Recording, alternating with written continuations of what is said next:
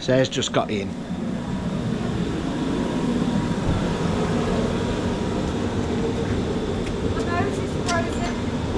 So the one car that you pick up first thing in the morning. No bloody heating. No heaters. No.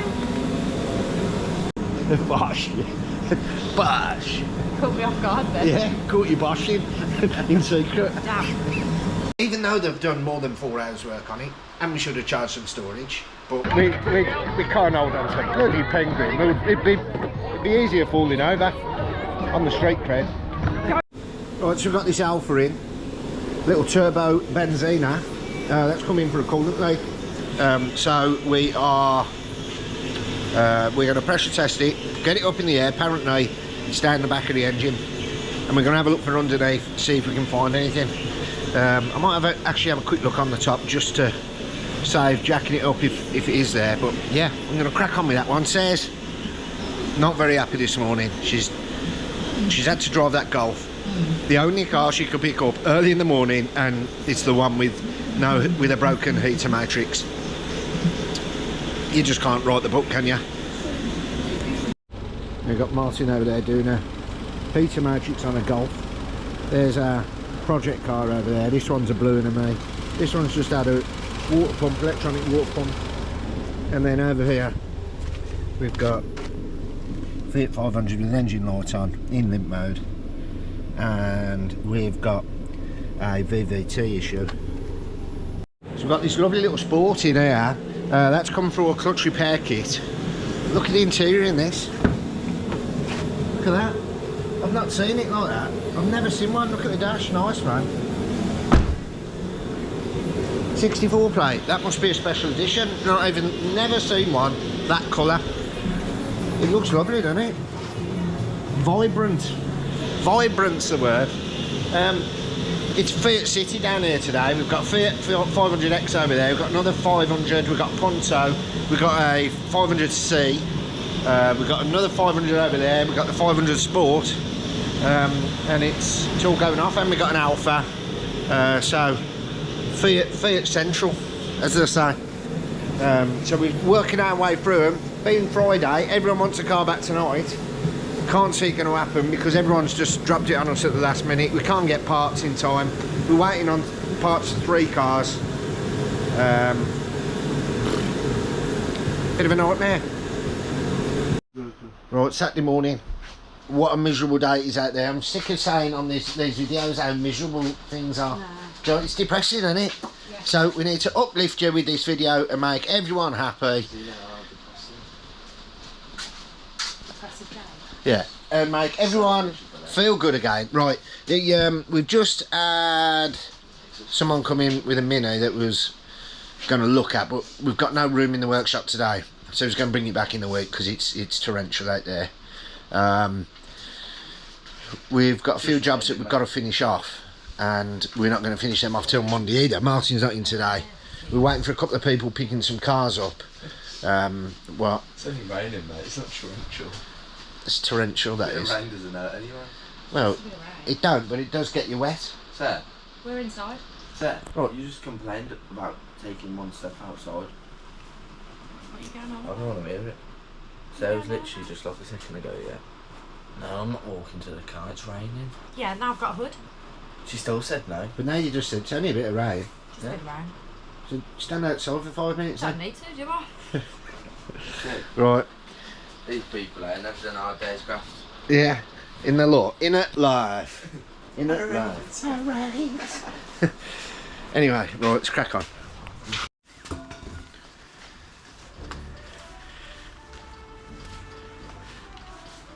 What have you brought a chair out? I'm in a meeting. Right. People do. Right, today we're going to host this meeting as a follow-up to the previous video in regard to a non-paying customer. So, It seemed to have escalated yesterday, didn't it? it's definitely escalated. Basically, I received another email yesterday, Email. pretty much demanding that we give him back £70, even though the original bill was for 4 hours labour. We came to agreement with the son. Just give us 2. Right, the son. The dad didn't authorise this, apparently so he's left an email demanding that we give him back £70 because... Or else. Or else, basically. And he's going to leave reviews everywhere. I'm just getting to that. Can I speak, please? So it was a big long email demanding the £70, saying he didn't authorise it. The son should never have paid it, even though the son came in and he was apologetic. We left on good terms, didn't we? Yeah, there's no problem with the son whatsoever. No problem with the son. So yeah, obviously he's gone back and told his dad, well, we came to an agreement, I paid half of it. I kind of felt sorry for his son. That is why we dropped the money. The son didn't have all the money. It wasn't the son that was agreeing to anything. It was the father. Yeah. And pretty much saying there was 19 calls in total, I think. I've got the screenshots on my phone. I think he told me there was 19 calls, right? No, 17 calls. Anyway, a lot of calls over a period of 3 weeks. Screenshots. Right. Screenshots of calls that have been made back and forth, keeping the customer up to date at all times. You can't say with 17 calls either way, them ringing us ringing them, so basically, that he hasn't been informed and kept up to date with what's going on. So then, I was dropping a car back last night, my phone, ping, ping, ping, ping, ping. Oh, you've had a review. So basically, I was dropping the car back, then it was ping, ping, ping, ping, ping. Obviously, when I pulled over and it was safe to do so, I checked my phone, and it was 1-star review, 1-star review, 1-star review. Basically, on this email, he said, pretty much, if we don't give him the £70 back, then we're going to be getting 1-star reviews. I don't know where £70 come from. Don't know. Why just £70? Don't know. So it's not 72. It's not 70. It's 72. 72. Yeah. Anyway, so pretty much blackmailed us with this £70 that he'd made up just a random number, or otherwise he was going to leave reviews, bad reviews everywhere. And not only that, he's used two different profiles with different names to leave different reviews, bad-mouthing us, when originally the car that came in had been to 2 other mechanics. And doing a bit of research on this customer, he is a serial 1-star reviewer. Right. Not only... bear in mind, he booked the car in a different name to what he was emailing from. So that's not his name. No. He also said he was from Derby. He's not. It says he's from... the profile that he left the review on says he lives in Punjab. Yeah, but he's from Reading, which isn't anywhere near Derby anyway. No, but yeah, so he leaves a lot of 1-star reviews. He actually went to a Toby Carvery and left a 3-star review, but didn't actually say what was wrong with the food. And they actually replied and said, we're sorry that you didn't enjoy your experience. Please tell us what it is that we've done so we can obviously make it better for next time. Right, so this guy basically left us 3 reviews on the internet, right, purely because he didn't want to pay his bill. Now, how can you say, I don't want to pay the bill, so I'm going to therefore give you a review? It doesn't work like that. He knew how much the bill was. He actually, when he turned up, he sent his son down, if it is his son, sent his son down to collect the car, because we've never met him. It's always we've dealt with his son, but then on the telephone, it's the dad, allegedly. And he was absolutely fine on the phone when we missed out the bit where when he booked the car in, he didn't turn up. So I'd, allocated a slot for him, and he didn't turn up. No phone call, no nothing. Then I get a phone call a couple of days later. He's going to drop the car down today. Right, bring it down. We'll have a look for you. Again, didn't turn up. So at this point, I took it off the calendar completely. I thought, he's just a mess up. He's not going to turn up. Then a week later, I get a phone call. Oh, hi, Sarah. Oh, I bet you're a bit annoyed with me. I've been saying that I'm going to bring the car down and we haven't turned up and blah, blah, blah. Can we bring it down today? Bring it down today then. Didn't put it in the calendar because I thought, he's not coming. Well, they did turn up. And we went backwards and forwards. vice versa on the phone. He rang me, I rang him. He agreed to that extra hour. And bearing in mind, within the first couple of hours of looking at the vehicle, the car actually ran out of fuel in the yard. And the battery was... And the battery went flat, and we tested the battery and it was knackered. So we rang him up and said, look, there's no fuel in the car and it needs a battery. Normally we would say, we don't fit your parts, but he said, my son will drop a battery, we've got a new battery, he will drop it into you. So fair enough, the son brought some fuel down later that day, put some fuel in. I'd also put some in by that time as well, which we never charged him for either. And then we swapped the battery, we've done all this within like 1 hour. And the guy didn't even want to pay for 1 hour. He said, I don't even want to pay for an hour now. No. So what do you mean you don't want to pay for an hour? We've told you we worked on it for 4 hours, but you don't even want to pay for an hour. We've got a diagnostic report, which we haven't gave them. So if you're watching, we haven't given it you. We've talked about what we've done on the last video. You haven't paid. But you haven't paid your bill, so we can't give you the ins and outs of the report, I'm afraid. So where you've got to take it next, you're going to have to start again. That's not our fault. It's already been to 2 previous garages and nobody could find fault with this car. Yeah. He's brought it to us. Unfortunately, you know, it's one of them. Sometimes you can't get to the bottom of things. No, we didn't have enough time. He didn't want to pay the 4 hours. No. So if he didn't want to pay the 4 hours, if we'd spent 8 on it, what chance have we got then? Yeah, we got the go-ahead for the extra hour, which he knew at that point we'd spent that time on it. No one knows how long diag is. No. It's not a case of plugging it in and it reads up a code. Oh, I know what's wrong with it. If it's simple and we've seen it before, then you know yourself. You can do things like as quick as that. This is one of the 1-star reviews he's left the estate agent. Everything you hate about estate agents all rolled into one. Poor communication, unprofessionalism. Worst thing is I really, really want that house. Well, what can you say? this is what we're up against. Yeah. So, I mean, this guy now feels that he's left us these bad reviews and it's going to damage our reputation. But really, anybody who knows us and our customers and our subscribers know how we work, and they know that we're not a fly-by-night and what he's making out for us to be, just because he's trying to justify his actions for not paying a bill. Even though they've done more than 4 hours work on it, and we should have charged them storage, but we didn't. We only charged them 4, and within that he only wanted to pay 1, which he said, I don't even want to pay 1 now. No. But within that we had to change a battery as well. We resolved the matter amicably with his son and his son's friend who came with him, and the matter was, that was it, end of. They were happy, they went away, we went home, and it was resolved. I think he told his son to just go and get the car. Yeah. Because I don't think his son realised there was a bill. We don't work for nothing. How can we have a car for 3 weeks and be 17 phone calls? Yeah. With updates of what we're doing and telling them, do you want us to spend 1 more hour on it? And basically he said, can we agree to this refund for me to stop pursuing any further complaints or negative reviews? So therefore now blackmailing us to, if we don't give him money back, he's going to leave us more reviews. Well, unfortunately, you haven't paid your real bill. That's the problem. You haven't even paid the full bill. So we've already deducted 50% off for your son so he could have his car back. What more can we do?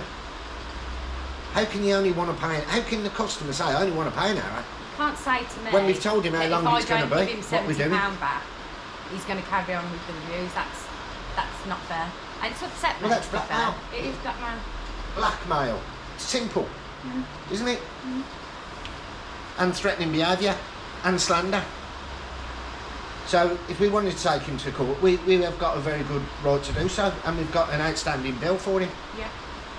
So if he wants to pursue the matter further, then we will pursue the matter further. If you want to go to court, never mind phoning the police on an innocent garage who's just giving you the bill for the work that you've asked to be done.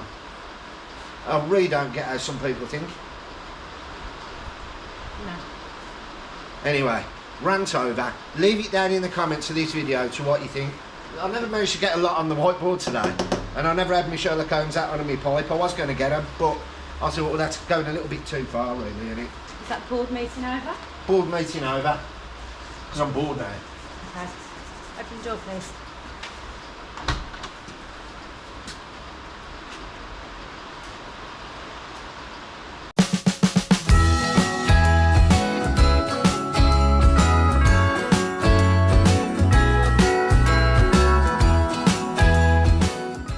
I'm standing right here for most of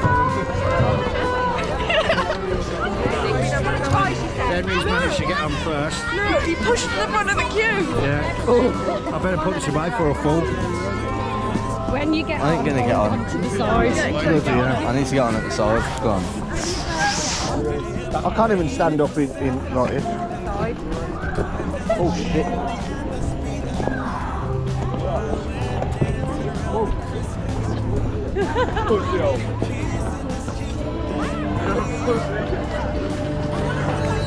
I've only got this so I fall over on film.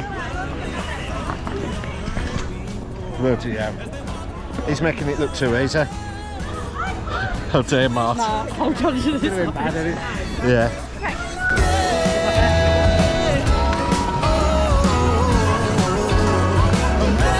Yeah, this is definitely. I can't film me skating because it's just dangerous. Me and Martin was going to get penguins, but then we realised that we can't hold on to a bloody penguin. It'd be easier falling over on the street cred. Hold on. Nah, yeah, I ain't coming with you. Don't go fast there. Left, right. And we go skating on the frozen lake, saying hi to every friendly face. And later we warm up by the fireplace. Carolers are singing outside our door. Oh, we're flying now. So they hit the deck. Right, I'm gonna have to have a try me out now. Ready? Don't look at the floor. Left, right. I'm doing it.